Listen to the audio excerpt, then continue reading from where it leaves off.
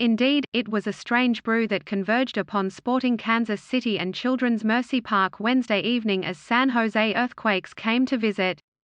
Players on international duty, COVID protocols, injury returns, the midweek setting after a 17-day layoff, and opportunity to rise to the top X2 made one wonder what the evening would bring. Sporting manager Peter Vermes was absent from the sideline due to COVID protocols, and midfielder Gianluca Bisio and striker Alan Pulido were absent due to national team duty in the CONCACAF Gold Cup. Vermes, surely wielding influence behind the scenes, went with stalwart Tim Melia between the posts, from R2L, Graham Zusi, Nicholas Isamat Miran, Andreu Fontes, and Lewis Martins along the backline, Remy Walter, Cam Duke, and Gadi Kinder in midfield, and Johnny Russell, Wilson Harris, and Daniel Saloy up front.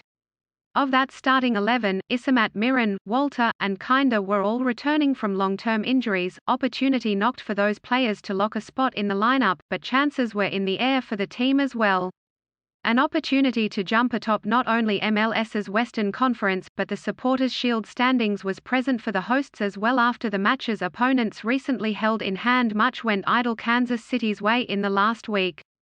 Those chances come just as Sporting begins a mad stretch of 10 matches in all competitions between tonight and August's end, and 8. It was not until a spell 2 minutes later that ended with a Harris chance from Russell that Sporting began to show some flow. Harris's hit 7 yards from the right was struck directly at Quakes keeper JT Marcinkowski, who smothered the shot.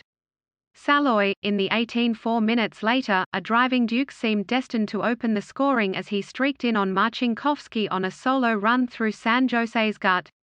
A recovering defender partially blocked Duke's soon attempt, forcing the netminder to backpedal for the catch. The two sides traded forays into each other's box, yet potential held command over fruition in every instance. However, it was Harris who would bring the biggest roar of the night thus far, with a dipping shot over Marcinkowski's right shoulder in the 39 as the half came to a close. Sporting held advantage in shots 8-4 and shots on goal at 5-0.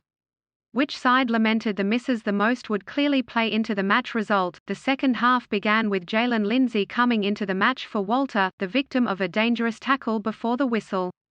The insertion pushed Zusi to the 6 and Lindsay to his accustomed right back. The necessitated maneuvering may have lifted some eyebrows, but all heads turned to see San Jose's Nathan flick a driven corner at the near post to inside the back post in the 53, and Kansas City meant business, subbing on veterans Roger Espinoza and Kiri Shelton for Kinder and Harris respectively.